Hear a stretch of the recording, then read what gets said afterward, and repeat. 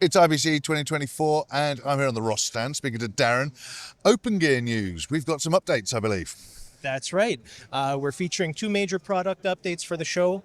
The first one is on our MC1 Master Control product. Yep. That's our keying and branding card that scales up to a full Master Control solution for openGear. Yep. We've enabled some new functionality on that. It is of course capable up to UHD signals, but for those who don't need that, who are using the card at up to 3 gig, we've freed up some internal resources and the user can now store up to 4 logos instead of 2 and have them available at the ready for keying. Right. And in addition to that, of course, Master Control being one of the final cards in your signal chain. It's where all the money is really going through before we hit our encoder and go to air with it. Mm-hmm. We've added a smart internal failover. Okay. So the user is able to look at video, audio, and ANC data parameters, select from a pool of parameters that are most important to them, and based on any failures in those areas, the card will do an automatic failover to any of the inputs. They can select that, or it could even go to one of the internal logos, so they could put a slate up or something along those lines. Cool. And that, again, firmware update, this isn't hardware change, this is... Absolutely, not a firmware update, it is a firmware update and completely free. This is in the shipping version of the firmware now, so any users who have these cards can go to Ross and ask for an update and they'll get the added functionality. You don't lose anything from your previous Absolutely functionality. Not, completely additional. Yeah. Cool. So go and update now. Yeah. Yes, exactly. Yeah. Well worth it. There's another firmware update, I believe. There is indeed. So this one is related to our Gator toolbox.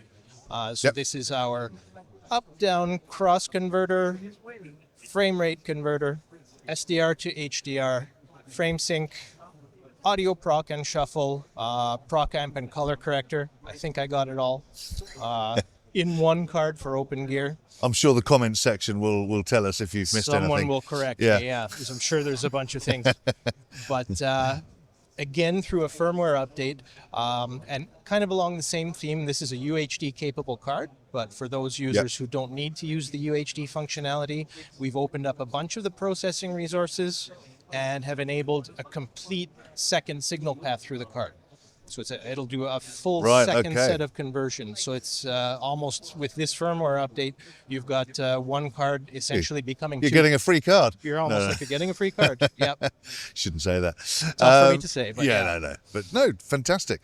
And any other general ecosystem news? Yeah, so that Gator update is probably coming later this fall. Users can just download that firmware.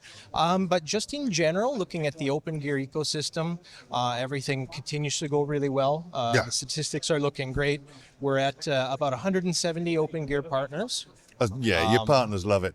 We've shipped in excess of 53,000 frames at this point. Right, okay. And we're looking at about 20,000 dashboard downloads every 6 months. Oh, wow. Okay. Which is quite incredible. Yeah. That's quite incredible. Yeah, definitely. Great. So obviously on the Ross website, people can navigate through to the openGear, but openGear website, let's remind everybody where they can go for all the updates and all the news. So for the openGear community, it's www.opengear.tv. Great. And then for any of our Ross products, it's www.rossvideo.com.